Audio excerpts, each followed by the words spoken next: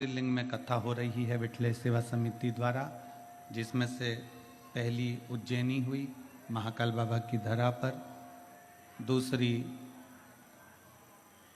ओमकारेश्वर हुई बाबा की धरा पर, तीसरी ये पवित्र प्रांगण काशी की पवित्र भूमि पर हो रही है। इसमें भी यजमान पद इन यजमानों ने ग्रहण किया। काबरा परिवार को धन्यवाद देता हूँ। विजय कुमार रामचंद्र सुहासनी सुरशेठ वार लातूर वालों को मैं धन्यवाद देता हूँ। जिनके नाम आ रहे हैं एक बार वो खड़े जरूर होना। विजय कुमार रामचंद्र सुहासनी सुरशेठ वाले, उनको धन्यवाद देता हूँ जो जजमान बने हैं। गोपाल बंसीलाल सोमानी परली बैजनाथ जी से, उनको धन्यवाद देता हूँ, आप यजमान पद ग्रहण करे हैं। मंजूरानी जयशंकर प्रसाद पटना से, आपको धन्यवाद देता हूँ। गोपाल शंकर लाल जी सोनी देवास से बहुत बहुत साधुवाद देता हूँ। दिनेश गणपति काबरा परिवार एरंडोल महाराष्ट्र से, उनको बहुत बहुत साधुवाद देता हूँ। अमित मुदगल अम्बाला पंजाब से, आपको बहुत बहुत साधुवाद देता हूँ। मिथिलेश कुमार मिश्रा धनबाद झारखंड से, आपको बहुत बहुत साधुवाद देते हैं। मनोज कुमार अनीता देवी रेणु कट सोनभद्र उत्तर प्रदेश से, आपको बहुत बहुत साधुवाद है। जगत जयराम सिंह मुंबई से, आपको बहुत साधुवाद है। विनय मैना पंचाल मुंबई से, बहुत बहुत साधुवाद है। नित्यराम कृष्णा मोदी बीकानेर राजस्थान से, आपको बहुत बहुत साधुवाद है। स्वर्गीय शंभूलाल बिगन, स्वर्गीय श्रीमती धनराज जी लाल की स्मृति में अनिल कुमार नाजलीन कुमार फिजी न्यूजीलैंड से, आपको बहुत बहुत साधुवाद है। रवि कुमार लक्ष्मी बारिया छिंदवाड़ा से, चतुर्वेदी परिवार झांसी से, आपको बहुत बहुत साधुवाद है। हर्षित संदीप राहुल केशरी वाराणसी से, आपको बहुत बहुत साधुवाद है। संजय महेश्वरी वाराणसी से, आपको बहुत बहुत साधुवाद है। निधि सिंह जी वाराणसी से, आपको बहुत बहुत साधुवाद है। विवेक गुप्ता वाराणसी से, आपको बहुत बहुत साधुवाद है। अवधेश बर्नवाल सेतपुर से, आपको बहुत बहुत साधुवाद है। अग्रहरी परिवार वाराणसी से, आपको बहुत बहुत साधुवाद है।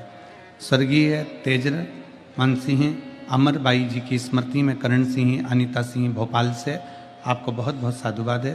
कांताबाई शर्मा शांतिबाई शर्मा पुणे से, आपको बहुत बहुत साधुवाद है। एक बार सभी यजमान परिवार के लिए जोरदार ताली बजाकर स्वागत वंदन अभिनंदन, जिनके अथक प्रयास से ये पवित्र कथा आज प्रारंभ हो रही है।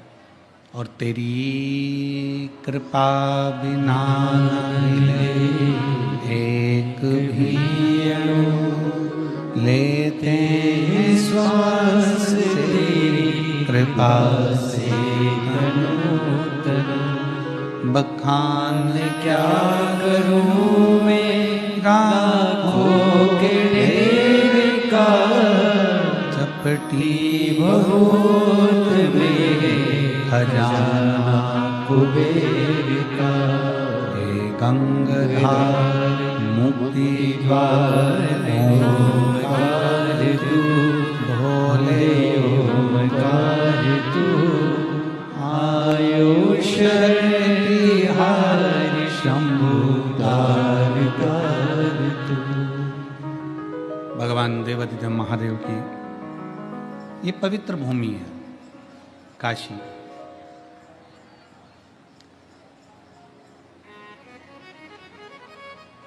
वेद और पुराण शास्त्र वर्णन करते हैं। अभी सतुआ बाबा जी कह रहे थे अपनी निर्मल वाणी में, किस काशी में आना तो आना, पर इस काशी का नाम उच्चारण ही कर लेना व्यक्ति को पार लगा देता है। केवल मात्र उच्चारण।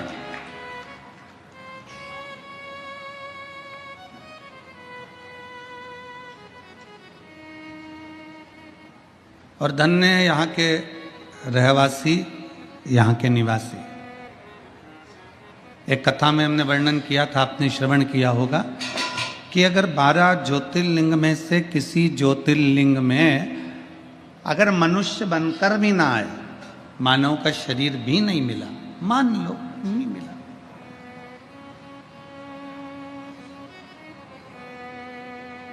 वैसे तो आप जितने काशी में कथा सुन रहे हो, गंगा जी के तट पर कथा सुन रहे हो और शिव महापुराण की कथा को श्रवण कर रहे हो, तो आपका और हमारा ये तो सील ठप्पा लग गया कि अगला जन्म नहीं होने वाला, बाबा के चरणों में जाने वाले हैं, ये फिक्स है।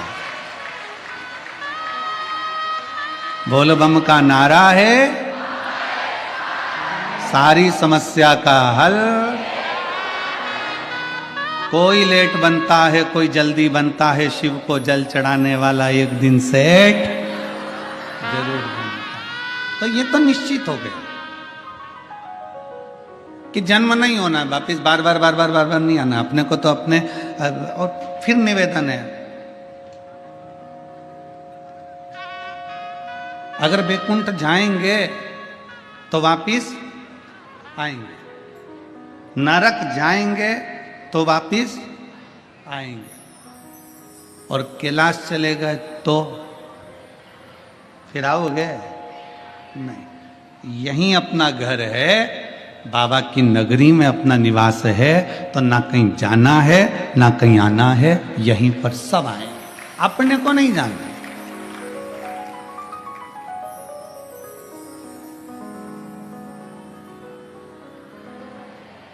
अभी हम रास्ते में आ रहे थे तो चित्रकूट महाराज जी के आशीर्वाद से रुके, और चित्रकूट में महाराज जी के आशीर्वाद से रामायणी कुटी में रुकना हुआ। वहाँ महाराज जी ने कहा, आपकी कथा काशी हो रही है बाबा जी के पावन गौशाला प्रांगण में। हमने कहा हाँ, पर दुनिया को लग रहा है कि हमारी ये पवित्र शिव महापुराण की कथा काशी हो रही है, पर कोई दिल से पूछे तो हम कहेंगे हमारी कथा हमारे बाप के घर में हो रही है।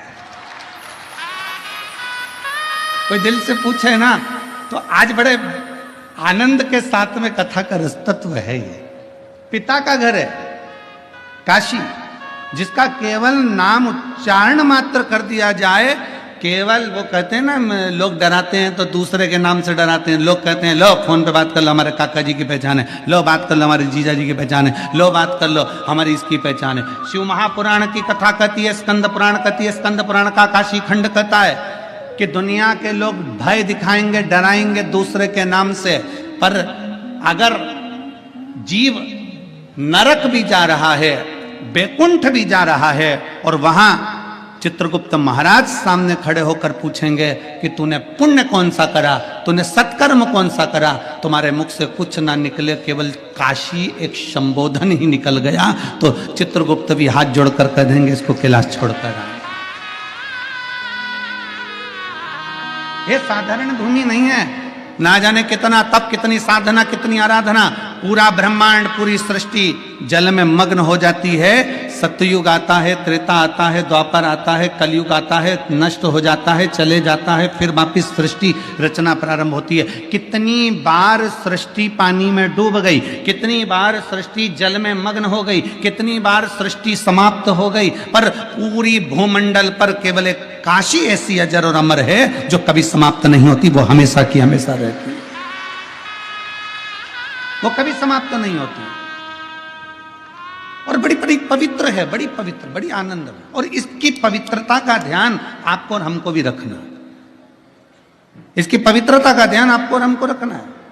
काशी पवित्र है, उसकी पवित्रता आप और हमको बनाकर रखना। गंगा जी का स्नान करने जाओ, मना नहीं है, पर याद रखना कोई गंदगी मत फैलाना। कथा श्रवण करने के लिए बैठे हो, कंकर कंकर में मेरा शंकर है, विश्वनाथ की धरा की एक एक कंकर में मेरा शंकर समाया हुआ है। कहीं ऐसी ऐसी जगह पर कोई गंदगी मत करना। रोज प्रतिदिन कथा सुनने के बाद शाम का समय मिल जाए तो जितना कचरा पड़ा हो उसको एकत्रित करना, कचरे की गाड़ी आएगी उसमें डालकर उसको पहुंचा देना। अपनी भूमि को अपने को स्वच्छ रखना है। कण कण में शंकर है।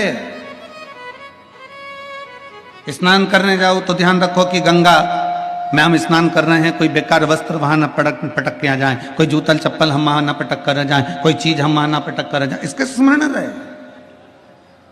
काशी की पवित्रता का ध्यान आपको और हमको रखना है।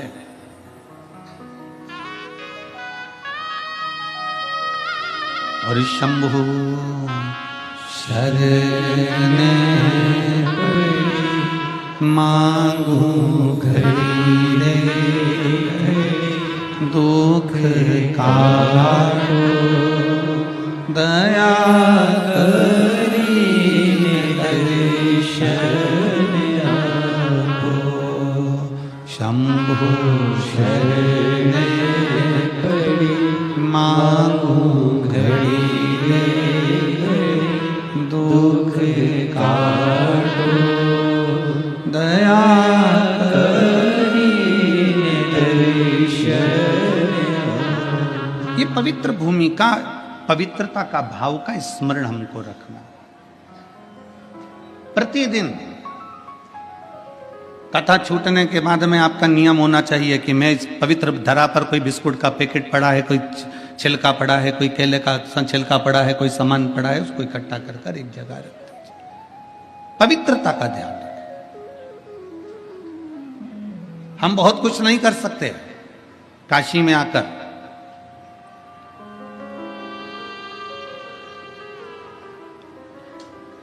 दो चीजें कर सकते हैं। एक मेरे बाबा का दर्शन, दूसरा काशी में आकर थोड़ी सी सेवा। एक बाबा का दर्शन करिए और दूसरी सेवा करिए, और जितना बन सकता है सेवा के क्रम को आगे बढ़ाइए। कितनी सुंदर बात है। एक बड़ी सुंदर चरित्र आता है।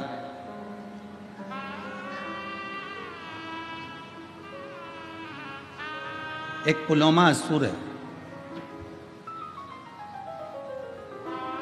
और उसकी एक बेटी है जिसका नाम सची है, जो इंद्रदेव के साथ में भी आई है। सची असुर है, असुर प्रवृत्ति का है। और पुलोमा की धर्म पत्नी के गर्भ से, पुलोमा की धर्म पत्नी के गर्भ से कोई संतान का सुख नहीं था।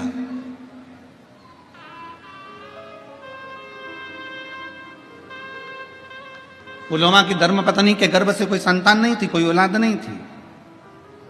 असुर है पुलोमा, असुर प्रवृत्ति का है पुलोमा, पर संतान का सुख नहीं था। अब उसको जब संतान की प्राप्ति नहीं हुई, बड़ा क्रोध में आ गया, बड़ा गुस्से में आ गया। करे तो करे क्या? पुलोमा ने विचार कर लिया कि अब देवताओं ने मुझे संतान नहीं दी है, इसलिए मैं सारे देवताओं को परेशान कर दूंगा। मुझे औलाद का सुख नहीं प्राप्त हुआ है तो मैं सारे देवताओं को परेशान कर दूंगा। सारे देवताओं के पीछे पुलोमा पड़ गया, सारे देवताओं के पीछे। वैकुंठ जाए, वहां भगवान नारायण को परेशान करे। ब्रह्मलोक में जाए, ब्रह्मा जी को परेशान करे।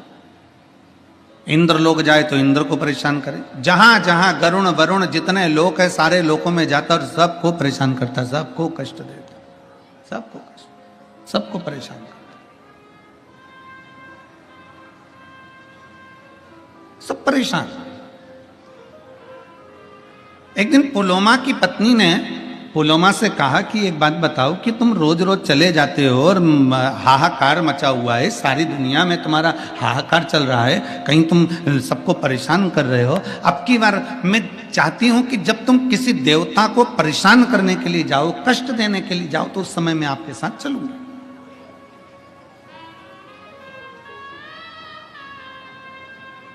जरा इस पवित्र धरा की पुण्यता देखिए कितनी प्रबल है। अभी आप अगर किसी असुर के रूप में किसी देवताओं को परेशान करने के लिए जा रहे हो तो मैं आपके साथ चलूंगी। पुलोमा की पत्नी पुलोमा के साथ में लग गई और पुलोमा के साथ में चल दी। पुलोमा जब चलते चलते चलते चलते ब्रह्मांड में भ्रमण करते करते करते करते गंगा जी के पवित्र तट पर, इस पावन धरा पर, काशी की भूमि पर से पुलोमा जब निकल कर जा रहा था तो उसकी धर्म पत्नी भी उसके साथ जा रही थी। आज धर्म पत्नी के मन में यह भाव उत्पन्न हुआ कि मैं अपने पति असुर पुलोमा के साथ जा रही हूं, तो मेरे देवताओं को यह परेशान करने जा रहे हैं और मैं देवताओं का दर्शन करने जा रही हूं, तो क्यों ना अपने चरण की पादुका को छोड़ दूं।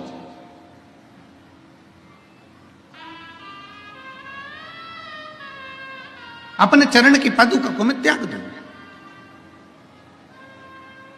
कभी कभी आपके मन में भी ऐसा भाव जागृत होता है जब आप विश्वनाथ जी का दर्शन करने के लिए जाते हैं।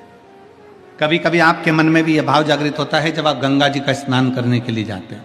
कभी कभी आपके मन में भी एक भाव जागृत होता है जब आप काल भैरव का दर्शन करने के लिए जाते हैं। कभी कभी आपके मन में भी भाव उत्पन्न होता है जब भगवान मां अन्नपूर्णा का दर्शन करने के लिए जाते हैं। क्या करते हैं, अरे पास में मंदिर है ना, चप्पल कहाँ लेके जाऊंगी, मंदिर के दरवाजे पर छोड़ूंगी, यहाँ बात छोड़ूंगी, इससे अच्छा ये चप्पल में गाड़ी के अंदर छोड़ के चली जाऊं। बोलो जी हो, ए काशी वाली हो, सही है कि गलत है? कभी कभी अपने मन में विचार आता है कि ना? बोलो रे जी जाओ, सही है कि गलत है? अच्छे जम के तो बोलो, तुम्हारी आवाज से ज्यादा तो जी की आवाज है, ठीक है? अपने मन में भाव आता है कि मंदिर पास में, चप्पल में गाड़ी में छोड़ दो। अब ये तुम्हारी बुद्धि में, तुम इतने वीआईपी रहने वाले, तुम इतने चकाचक रहने वाले, एक मिनट तुम हॉल से भी अगर रसोई घर में जाओ तो बिना चप्पल के नहीं जाओ, तुम अपने वॉशरूम में भी जाओ तो बिना चप्पल के नहीं जाओ। तुम्हारी बुद्धि में ये आया कैसे कि मंदिर सामने है तो चप्पल गाड़ी में छोड़ जाऊं? ये तुम्हारी बुद्धि में, तुम्हारे मन से नहीं आया। जो तुम्हारे माता पिता ने भगवान शंकर को एक लोटा जल चढ़ाया था, उस जल का प्रताप तुम्हारी बुद्धि में आ गया और तुमने चप्पल गाड़ी में छोड़ दी और पैदल नग्न पैर से, नंगे पांव से चप्पल को त्याग कर, पादुका को त्याग कर, जूते को त्याग कर और बाबा के धाम की ओर चल दिए, भगवान के मंदिर की ओर चल दिए। मंदिर पास में, तुम चाहते तो चप्पल को साथ पहन कर जाते, द्वार पर छोड़ देते, पर तुम्हारी बुद्धि में जो आया वो भगवान शिव की कृपा से आया। पर चप्पल का त्याग करा, नंगे पैर चलकर जा रहे हो, नंगे पैर चलकर जा रहे हो। अब पुलोमा की पत्नी ने विचार करा कि मेरा पति तो असुरों को, असुर प्रवृत्ति का और देवताओं को परेशान करने जा रहा है।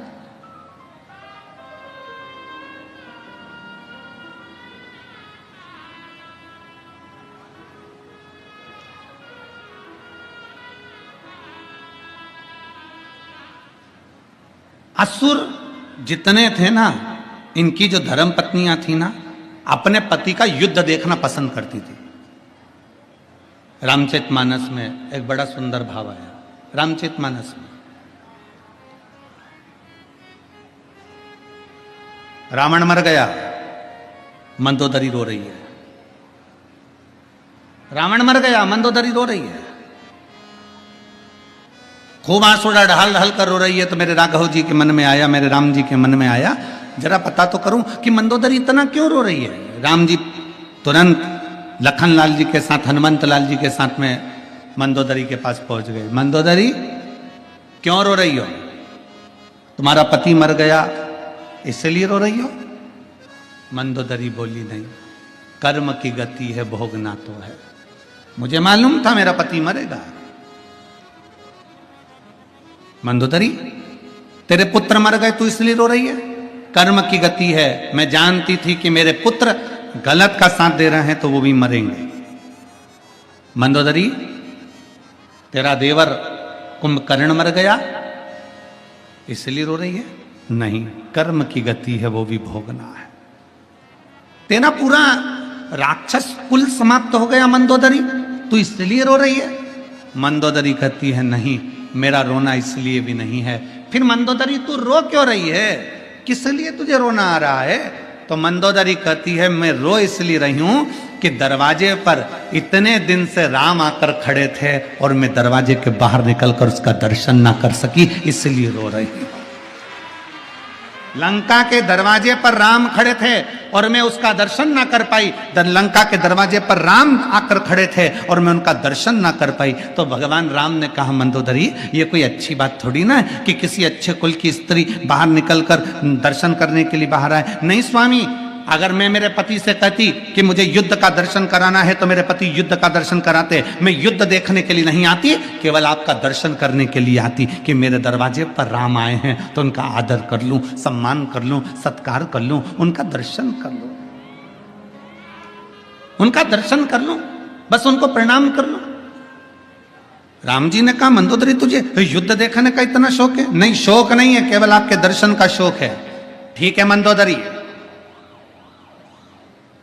ये दशरथ पुत्र राम आज तुझे वचन देता है, अगर तू युद्ध का दर्शन करना चाहती थी तो मैं तुझे युद्ध का दर्शन कराऊंगा, पर इस जन्म में नहीं मंदोदरी। मेरा जो अगला अवतार होगा कृष्ण अवतार, तब मैं तुझे युद्ध के मैदान में खुद बुलवाऊंगा। तू जब तक मंदोदरी कहती है मैं तो मर जाऊंगी, मेरे प्राण छूट जाएंगे, भगवान कहते तुझे मरने भी ना दूंगा।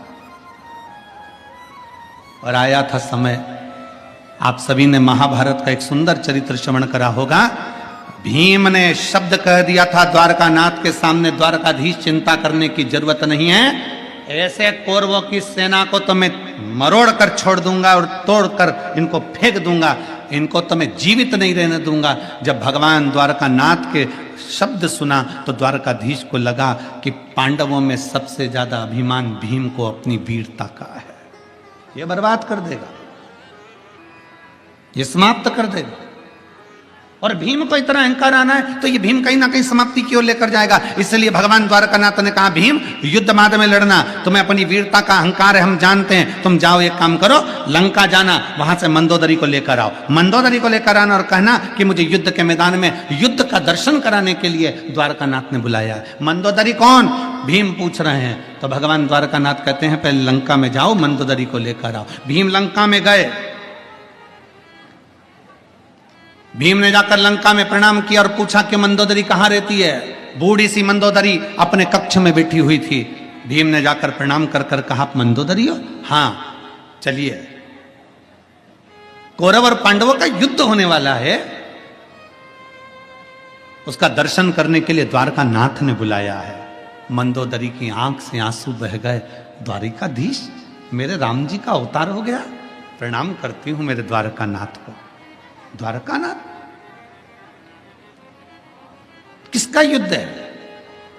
मेरे द्वारकाधीश युद्ध लड़ रहे हैं। भीम कहते हैं द्वारकानाथ युद्ध नहीं लड़ रहे, मेरे जैसे शूरवीरों का युद्ध है।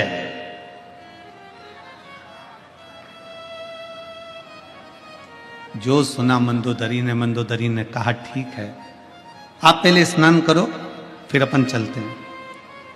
भीम स्नान करने के लिए गए, भोजन करने के लिए मंदोदरी ने कहा कि तुम स्नान कर कर आओ, भोजन की तैयारी है, फिर अपन चलते हैं। भीम स्नान करने के लिए लंका के पीछे गए, तालाब में कूदे, कूदने पर भीम को तालाब में से निकलने में 3 दिन लग गए। जो भीम समुद्र की थाप आकर एक क्षण में बाहर आ जाता था, वो भीम को तालाब में से निकलने में 3 दिन लग गए। 3 दिन बाद भीम जब निकलकर मंदोदरी के पास आए, मंदोदरी ने पूछा भीम कहाँ रह गए थे, तुम इतनी देर में आ रहे हो, कहाँ रह गए, इतना समय लग गया तुमको? भीम कहते हैं मंदोदरी से मां समझ में नहीं आता, मैं समुद्र में कूदता था, था पाकर 1 सेकंड में बाहर आ जाता था, समुद्र में जाता था तो उसका छोर पाकर 1 सेकंड में आ जाता था, पर आज लंका में ना जाने ऐसा कौन सा तालाब है जिसमें मैं कूदा तो कूदने में मुझे 3 दिन में बाहर निकल कर आया हूं। मंदोदरी ने पूछा गए कहां थे नहाने?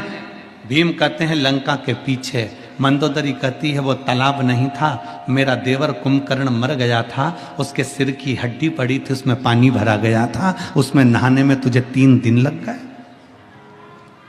मेरे देवर कुंभकर्ण के सिर की हड्डी में नहाने में तुझे 3 दिन लग गए। भीम, जिस देवर के सिर की हड्डी में स्नान करने में तुझे 3 दिन लग जाते हैं, सोच कि मेरा देवर वीर कितना होगा। और तू कहता है कि तेरे जैसे शूरवीरों का युद्ध देखने जाऊं? मंदोदरी ने हाथ जोड़कर द्वारकाधीश को प्रणाम किया और नमन कर कर अपने प्राणों को त्याग दिया। गई नहीं।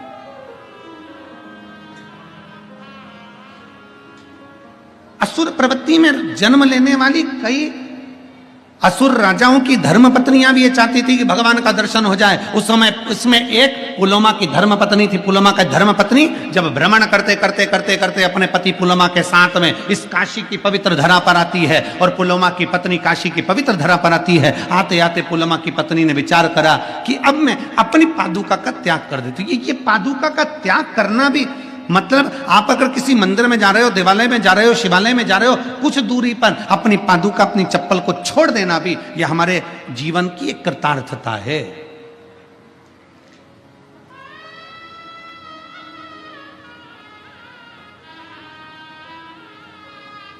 यह हमारा पुण्य कहीं प्रबल हुआ होता है, हमारे पुण्य की प्रबलता है, भगवान के प्रति हमारा प्रेम है। शुगर नापने की मशीन आती है, देखिए आप लोगों ने, जम के बोलो जरा, जम के। शुगर नापने की मशीन आती है, बीपी नापने की मशीन आती है, शरीर में कितना खून है इसको नापने की मशीन आती है, पर भगवान के प्रति आपका कितना प्रेम है इसको नापने की कोई मशीन नहीं आती है, कोई मशीन। भगवान के प्रति आपका कितना प्रेम है इसको नापने की कोई मशीन नहीं है।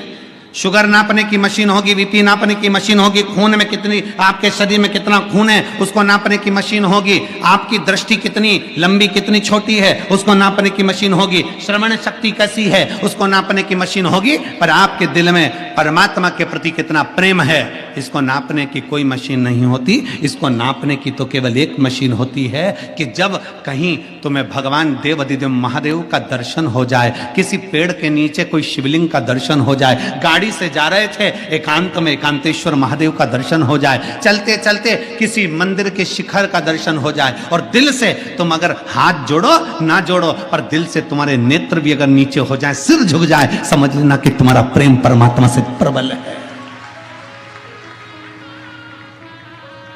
ये समझ लो कि तुम्हारा प्रेम परमात्मा से प्रबल है, भगवान से प्रबल है।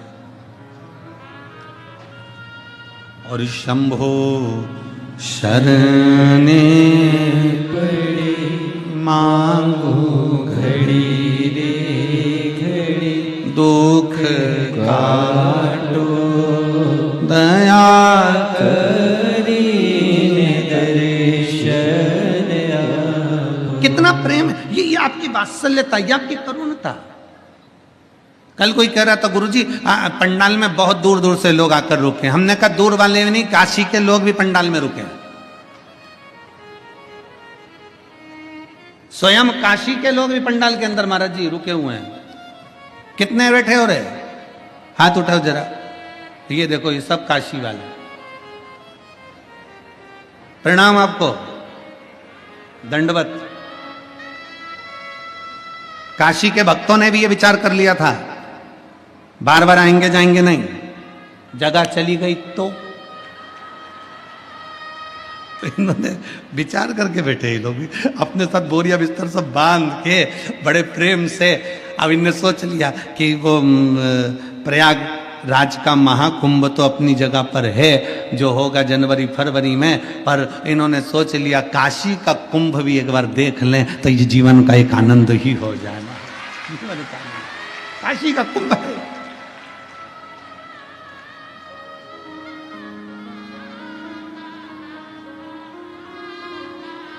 और महाराज बिहार के भी भक्त इतने ज्यादा संख्या में आए हैं, बिहार हो, आसपास का क्षेत्र हो, बंगाल हो, विदेश के भी भक्त लोग यहाँ पर पहुँचे हैं।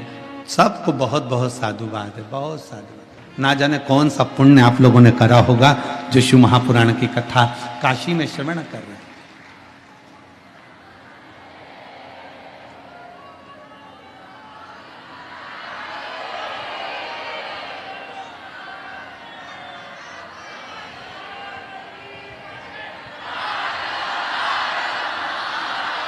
कोई पुण्य है आपका।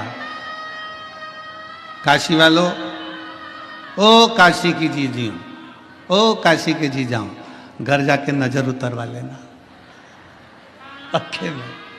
कोई पुण्य है प्रबल आपका और हमारा। पहुंच गए अपने बाप के घर, अपने पिता के घर, अपने पिता के घर। और जब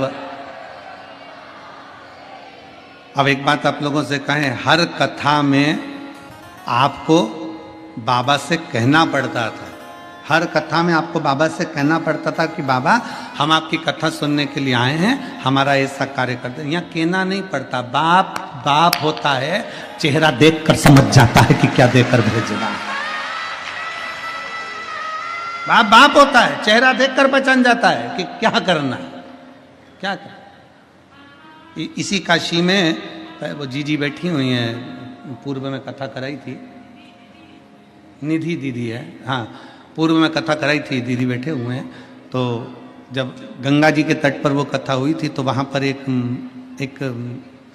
शाम के समय, रात्रि के समय जब हम निकल कर जा रहे थे ऑटो में तो घूमने के लिए, तो वहाँ एक महिला से बात हुई जो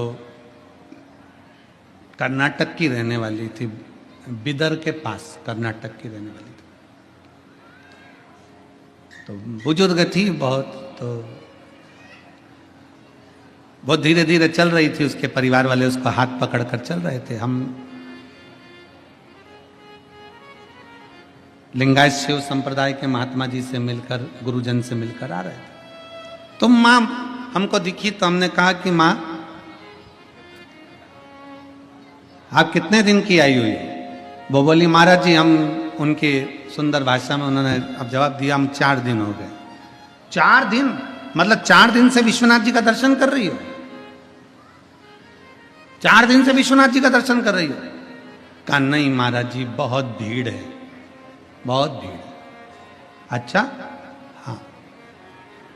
फिर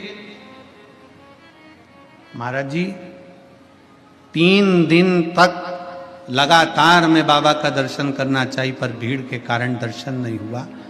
तीसरे दिन आपकी कथा सुनती हूं तो मैंने विश्वनाथ जी से कह दिया, तेरी बेटी आई है, क्या बिना दर्शन के भेज देगा?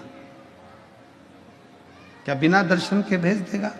3 दिन गुरुदेव, कथा सुनकर मैं पंडाल से विश्वनाथ जी की गली में पहुंची और बाबा से मैंने कहा, बाबा क्या मुझे बिना दर्शन के भेज देगा? गुरुदेव, एक पुलिस का सिपाही, इस उत्तर प्रदेश पुलिस का कोई सिपाही हेलमेट लगाया था, उसने आते से मुझसे कहा, माँ तुझे दर्शन हो गए कि नहीं हो गए? मैंने कहा नहीं हुए, 3 दिन से दर्शन नहीं हुए। और पुलिस का सिपाही मुझे हाथ पकड़कर विश्वनाथ जी के सामने ले जाकर खड़ा कर दिया और दर्शन कराकर भेज दिया। पुलिस का, उस मां की आंखों में, वो मां कहती है कि मैं विश्वनाथ को देखूं कि वो पुलिस के सिपाही को देखूं? मैं विश्वनाथ जी का दर्शन करूं कि उसका दर्शन करूं? हमने कहा मां, वो पुलिस का सिपाही नहीं था, तूने दिल से कह दिया था ना कि रिश्ता तेरा मेरा सबसे है प्यारा, रिश्ता तेरा मेरा सबसे है प्यारा, तू मेरा बाबा, मैं हूँ तेरा, मैं हूँ तेरा, तू मेरा बाबा, मैं हूँ तेरा, मैं हूँ तेरा। माँ, तूने दिल से कह दिया था ना कि हमारा रिश्ता है, इसलिए वो पुलिस वाला नहीं था, वो तो विश्वनाथ ड्रेस पहनकर बाहर आकर लेकर अंदर चले गए। वो शिव है,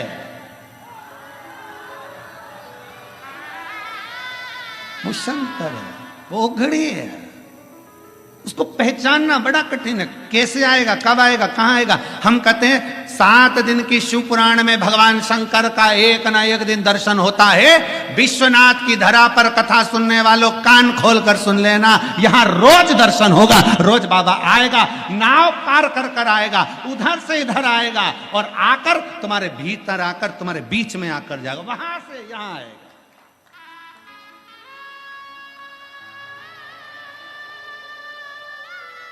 तेरे मंदिर में आना मेरा काम है और मेरी बिगड़ी बनाना तेरा काम है। वो भी तैयारी रखना, किस रूप में आएगा, कैसे आएगा, कब आएगा, आपको भी मालूम नहीं पड़ेगा। आपको भी पुलोमा असुर की धर्म पत्नी चप्पल का त्याग कर दिया, पादुका छोड़ दी। उसको नहीं मालूम कि काशी है, उसको नहीं मालूम कि पवित्र भूमि है, उसको नहीं मालूम। वो तो असुर पति के साथ में देवताओं को परेशान करने के लिए जा रही थी। पादुका का त्याग हो गया। चलते चलते पांव में, उस पुलोमा की धर्म पत्नी के पांव में कोई कांटा चुभ गया।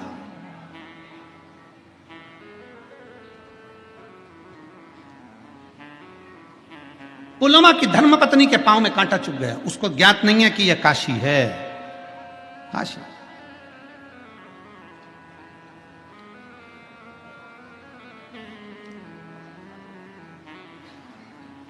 महाराज चित्तवृत्ति में ध्यान नहीं है उसके कि काशी, बस वो तो पति के साथ जा रही है, चली जा रही है और कांटा पांव में चुभ गया। कांटा चुभते से ही नीचे बैठ गई, नीचे बैठ गई। स्वामी स्वामी स्वामी आवाज लगाई। असुर पुलोमा आया और असुर पुलोमा ने अपनी पत्नी को कहा, क्या हो गया तुमको? पांव में कांटा चुभ गया।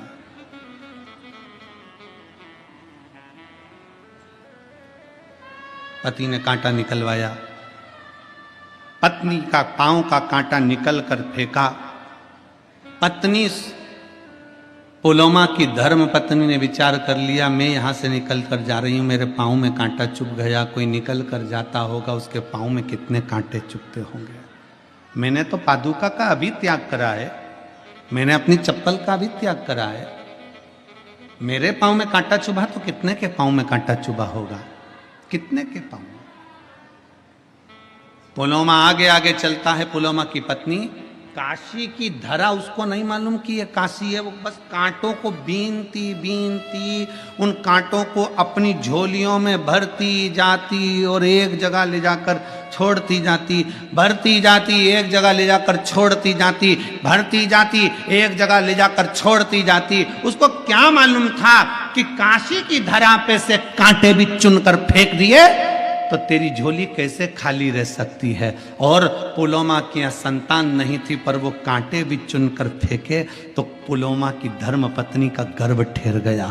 पुलोमा प्रसन्न हो गया कि आज मेरी पत्नी का गर्भ ठहर गया। जिस पत्नी के गर्भ के लिए तो मैं देवताओं को परेशान करता हूं, जिस पत्नी के गर्भ के लिए मैं देवताओं को कष्ट देता हूं कि देवताओं ने मेरे भाग्य में, मेरी पत्नी के भाग्य में औलाद नहीं लिखी, मेरे पत्नी के भाग्य में संतान का सुख नहीं लिखा। एक पत्र है,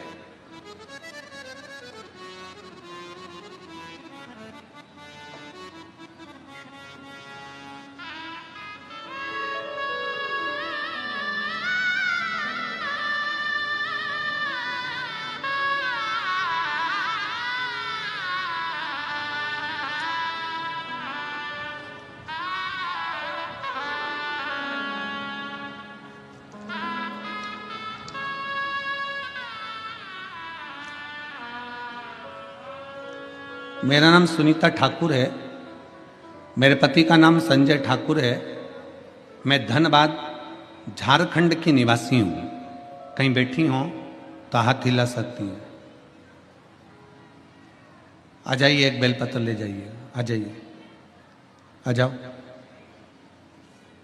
मेरा नाम सुनीता ठाकुर है, मेरे पति का नाम संजय ठाकुर है। एक बार वापिस हाथ हिलाओ, वापिस हाथ हिलाइए एक बार।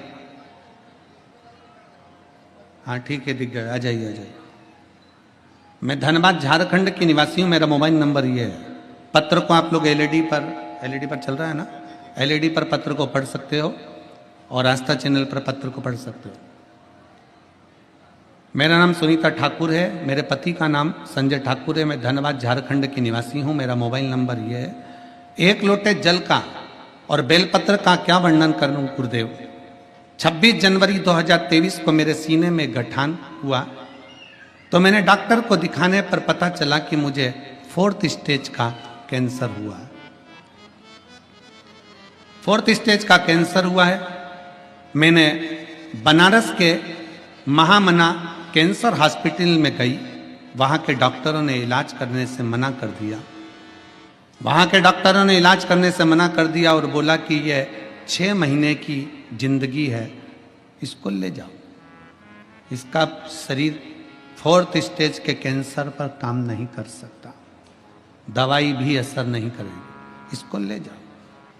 मैं महामना कैंसर हॉस्पिटल बनारस गई, वहाँ पर मैंने इलाज करवाया तो डॉक्टर ने कह दिया 6 महीने से ज़्यादा ये जिंदा नहीं रह सकता, इसका शरीर नहीं है इतना, इसको बीमारी 4th स्टेज पर पहुँच चुकी है। सुनकर मेरा पूरा परिवार टूट चुका था, लेकिन मुझे बाबा का बड़ा विश्वास था। हिम्मत करिए। आप कहते हो दुनिया में ऐसा कोई मनुष्य नहीं जिसके सिर पर समस्या नहीं, और ऐसी कोई समस्या नहीं जिसका हल एक लोटा जल नहीं है। सारी समस्या का हल एक लोटा जल। आधे से ज्यादा लोग डिप्रेशन में पहुंच गए एक लोटे के चक्कर में। आखिर ये एक लोटा में है क्या? एक लोटा जल में है क्या? शंकर जी पे चढ़ाया गया एक लोटा जल ऐसा क्या करता है? श्री शिवाय नमस्तुभ्यम बोलने से इतना बल कैसे मिल जाता है? एक बेलपत्री खा लेने से इतना बल कैसे मिल जाता है? एक रुद्राक्ष का जल पी लेने से ऐसा बल कैसे मिल जाता है? तब मैंने हिम्मत नहीं आ रही और बाबा का भरोसा रखा, शिव पर चढ़ाया एक लोटा जल, शंकर जी को चढ़ाना प्रारंभ करा, सीहोर गई, वहां से बाबा का एक रुद्राक्ष लेकर आ गई और बाबा का सीहोर से एक रुद्राक्ष लेकर आ गई, तांबे के लोटे में गलाती जल बाबा को चढ़ाकर पीना शुरू कर दिया। मैं बाबा को आज धन्यवाद देने के लिए आई हूं।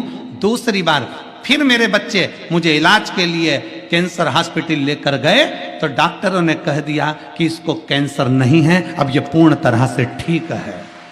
ये शिव तत्व, ये शिव है।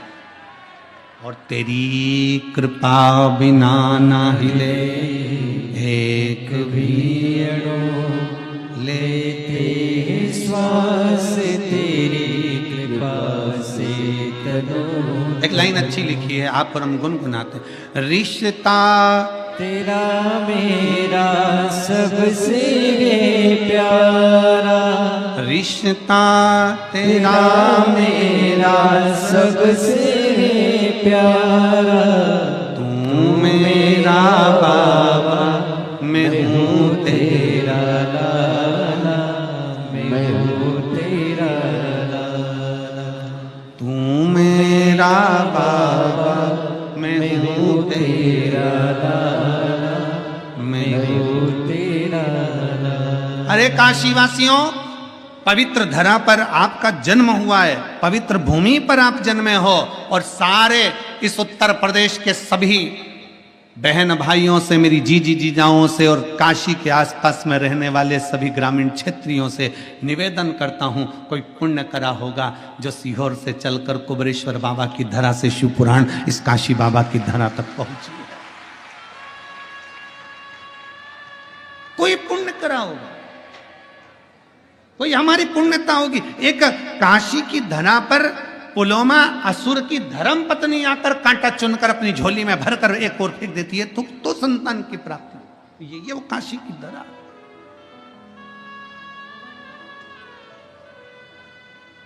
ये वो काशी की पुण्य भूमि है।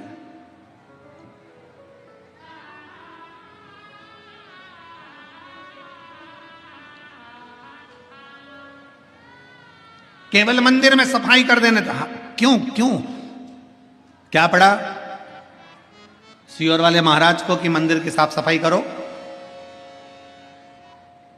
सीहोर वाला महाराज कह देता कि सीहोर आओ तो कुबरेश्वर धाम की साफ सफाई करो, पर क्यों? कि आपके नजदीक में जो शंकर का मंदिर है, आपके मंदिर में जो शिवालय है, आपके नजदीक में जो शंकर की चौखट है, शंकर भगवान का ओटला है, मंदिर है, देवालय, ऐसा कोई भी तुम्हारे मंदिर पास में लगा हुआ है, उस मंदिर में रोज जाओ, सफाई करो, झाड़ू लगाओ, पोछा लगाओ, तुम्हारा मन पड़े जितनी निर्मलता से उसको निर्मल कर दो, साफ कर दो। शिव की चौखट को साफ करें। क्यों? एक पत्र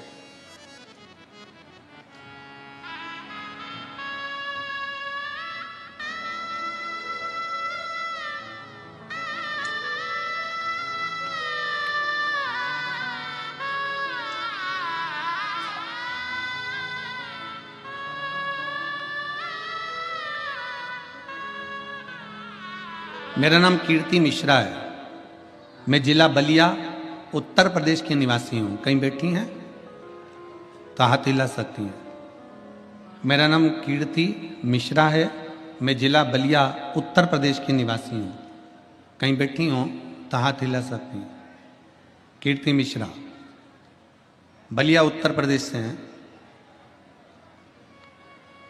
अगर कहीं बैठी हो तो हाथ हिला सकती हैं, और अगर बैठी हो तो एक बेलपत्र लेने के लिए आ सकती हैं। मेरा नाम कीर्ति मिश्रा है। पत्र को आप लोग आस्था चैनल पर पढ़ सकते हैं। जिला बलिया उत्तर प्रदेश की निवासी हूँ। स्नातक पास करने के बाद से ही मैं सरकारी परीक्षा की तैयारी में लग गई, परंतु सफलता हाथ नहीं लग रही थी। कुछ नंबरों से मेरा चयन बार बार रुक जाता था। इसी बीच में मेरी माता जी ने आपके द्वारा बताए गए उपायों को बारे में बताया। मैंने गुरुजी शंकर भगवान की पूजन करना चालू करी, और अक्टूबर 2023 में बहुत ज़्यादा मैं डिप्रेशन में चली गई, क्योंकि मेरी नौकरी नहीं लग रही थी। कुछ नंबरों से मैं रह जाती। आखिरी में करूं तो करूं क्या? तब समझ में आया, मेरी माता ने कहा कि शंकर के मंदिर में जाकर झाड़ू लगा, पोछा लगा, सफाई कर, चाकरी कर। शिव मंदिर में जाती, झाड़ू पोछा लगा देती, शंकर की आराधना कर देती, डिप्रेशन से हट गई। और बाबा की ऐसी कृपा हो गई गुरुदेव कि शंकर को एक लोटा जल चढ़ाना कितना प्रबल होता है, कोई मुझसे पूछे। 1 जनवरी 2024 को बाबा की कृपा से मेरा बैंक में जॉब लग गया। सरकारी नौकरी मेरे बाबा ने मुझे दे दी। मैं बाबा को धन्यवाद देती हूँ। मैं शिव को प्रणाम करती हूँ। ये शिव तत्व है। क्या देगा बाबा, कैसे देगा बाबा, ये उसके ऊपर निर्भर करता है। आप तो केवल शिव की भक्ति करिए, और खाली ना जाता कोई दर से तुम्हारे, खाली न जाता कोई दर से तुम्हारे, मैं भी खड़ी हूँ नन्ही बाहें पसारे, अपने हृदय लगा लो, गिरा जा रहा हूँ, उठा लो, भोले अपने दर से अब तो ना टालो, गिरी जा रही हूँ, उठा लो। उसके ऊपर विश्वास करा जाए, भरोसा, और वो विश्वास लेकर अगर आए हो तो पूर्ण भी वही करने वाला। रामचरितमानस में सबसे पहले तुलसी बाबा ने कर दिया, शंकर विश्वास रूपिणो। शिव विश्वास है, और जिसने भरोसा कर लिया शंकर उसका हो गया। जिसने शिव विश्वास,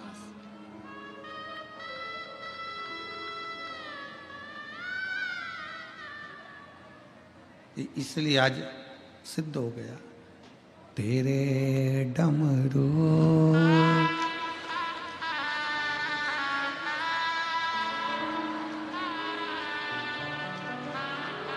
उसी के डमरू की धुन से पहुंचे हैं। इतने दिन से गा रहे थे, आज सिद्ध हो गया। बाबा देवाधिदेव महादेव से अपने मन की बात बड़े भाव के साथ दिल से कहिएगा, हृदय से प्रार्थना करिएगा बाबा को। गंगा जी का तट है, विश्वनाथ जी की भूमि है, सतुआ बाबा जी की पवित्र गौशाला का पावन प्रांगण है। एक तो गंगा जी का तट, दूसरा गौशाला का पावन प्रांगण, और तीसरा विश्वनाथ बाबा की धरा, और चौथा सतुआ बाबा जी का साथ में सानिध्य। तो ये तो एक आनंद ही आनंद है। बड़े भाव से दिल से बाबा से प्रार्थना करिए। सबको साथ में बोलना है, बाबा से दिल से प्रार्थना करना है। कहते हैं शिव महापुराण के पंडाल में बैठकर जो मांगा जाता है, बहुत सारे पत्र हैं, बहुत पत्र हैं, केवल पंडाल में बैठकर बाबा से जो कहा जाता है वो बाबा कैसे देता है उसके पत्र बहुत पत्र। आप दिल से बाबा को प्रार्थना करिए, दिल से विनय करिए, दिल से निवेदन करिए। सब साथ में बोलेंगे।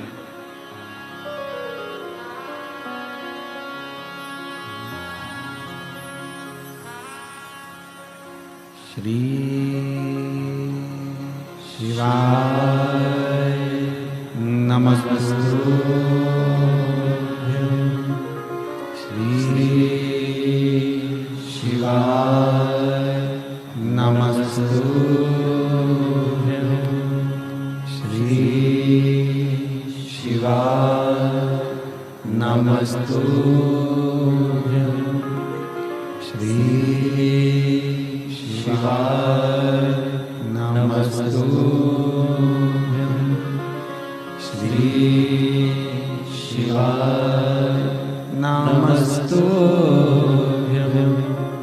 भोला सब दुख काटो हमारा, ओ भोला सब दुख काटो हमारा। शिव शंकर जपूं तेरी माला, भोले बाबा जपूं तेरी माला। भोला सब दुख काटो हमारा, ओ भोला सब दुख काटो हमारा। देश है मंगल मंगलकारी, देश है मंगल मंगलकारी। शमशान वासी हमारा, शमशान वासी हमारा। ओ भोला सब दुख काटो हमारा, ओ भोला सब दुख काटो हमारा।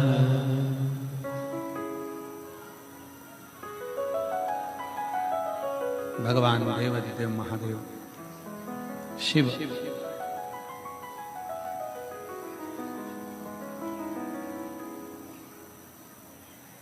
पुलोमा असुर की धर्म पत्नी काशी को पहचान नहीं पाई, उसके नजदीक से निकल कर जाती हुई कांटों को बीन कर झोली में रखकर एक पर फेंकती हुई जाती है। शिव कृपा किसको कहते हैं, बाबा की करुणा किसको कहते हैं, बाबा की उदारता किसको कहते हैं, बाबा की दया किसको कहते हैं। बाबा ने, उसने तो कांटे बीने थे, किसके किसके कांटे। उसको लगा कि यहां से निकल कर जाऊंगी, उसको लगा यहां से जब निकल कर मैं जाऊंगी, जैसे मेरे पांव में कांटे चुभ रहे हैं ऐसे और भी शिव भक्त निकल कर जाएंगे, उनके पांव में कांटे चुभेंगे। ना जाने कोई भक्त जाए और उसके पांव में कांटे चुभे तो उसने सारे कांटे बीन कर एक और पटक दिए। और शिव की कृपा क्या हुई, उसके दरवाजे पर करी गई साफ सफाई, उसके दरवाजे पर करी गई झाड़ू पोछा। और पहले भी कथा में कहा, मेरे बाबा तेरी नौकरी सबसे बढ़िया है, सबसे खरी। भोले बाबा तेरी नौकरी सबसे बढ़िया है, सबसे खरी। जब से तेरा गुलाम हो गया तब से मेरा भी नाम हो गया, जब से तेरा गुलाम हो गया, तब से मेरा भी नाम हो गया। वरना औकात क्या थी मेरी, वरना औकात क्या थी मेरी, सबसे बढ़िया है सबसे खरी, भोले बाबा तेरी नौकरी सबसे बढ़िया है सबसे खरी। बड़े से बड़ी बीमारी भी हो जाए, बहुत तकलीफ भी हो जाए, बहुत कष्ट की जिंदगी चल रही हो, बहुत दुख का जीवन चल रहा है, तुम्हारे नजदीक में जो शिवालय हो, शंकर का मंदिर हो, शिव जी का ओटला हो, शंकर भगवान का शिवलिंग हो, उसके मंदिर में जाकर उसके मंदिर की चौखट को साफ करना प्रारंभ कर दो, झाड़ू लगाना प्रारंभ कर दो, एक लोटा जल चढ़ाना प्रारंभ कर दो, तुम्हारे